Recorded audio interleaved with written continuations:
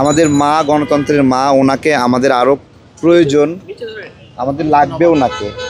হ্যাঁ, দেশের জন্য আল্লাহ ওনাকে বাঁচায় রাখুক। মুভিগুলোতে দেখি যে কোনো গুরুত্বপূর্ণ রাজা বা কেউ অসুস্থ হলে দেশ বিদেশে পাহাড় পর্বত পেরিয়ে কোথাও যদি কোনো ওষুধ পাওয়া যায় সেই ওষুধটা আনার জন্য কতগুলো টিম পাঠাতো, চেষ্টা করতো।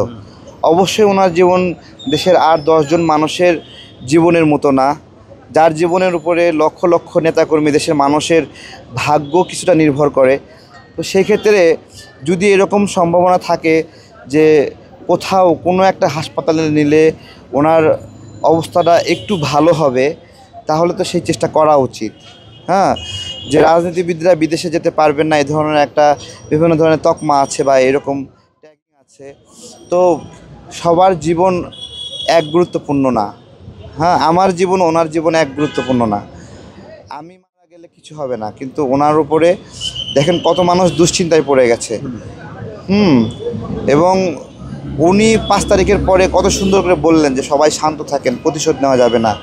এই যে জাতীয়তাবাদী দলের একটা সিদ্ধান্ত যে শান্ত থাকবে, প্রতিশোধ নেবে না, দেখেন তার প্রেক্ষিতে একটু আগে বলছিলাম যে আমরা কিন্তু আওয়ামী লীগের নিয়োগ দেওয়া রাষ্ট্রপতিকে সহ্য করছি। এটা কিন্তু ইতিহাসে লেখা থাকবে যে এত বড় একটা রিজিম চেঞ্জের পরেও তাদের রেখে যাওয়া রাষ্ট্রপতিকে আমরা অনেক বেশি তুলকালাম করিনি। এবং সেই সময়ে সেনাপ্রধান যিনি ছিলেন তিনি এখনও দেশে শান্তি শৃঙ্খলা রক্ষায় ভূমিকা রাখছেন এবং তাকে অনেক বেশি অস্বস্তিতে অনেকে ফেলছে অস্বস্তিতে, কিন্তু বিএনপির পক্ষে তাকে ফেলা হয়নি, আমরাও ফেলিনি। তো আমরা অ্যাডজাস্ট করতে পছন্দ করি, এই সহনশীলতা বেগম জিয়া শিখিয়েছেন।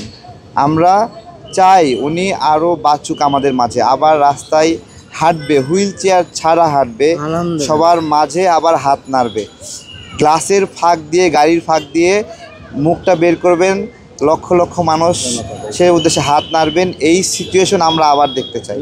আমরা দোয়া করি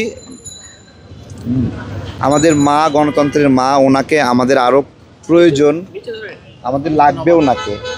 হ্যাঁ, দেশের জন্য আল্লাহ ওনাকে বাঁচায় রাখুক। আর আমরা ভিতরে কোনো তথ্য পাইনি, এটা আনঅফিশিয়ালি আগ বাড়ায় কিছু বলা ঠিক না। সবাই যেরকম দাঁড়ায় আছে আমিও দাঁড়ায় আছি।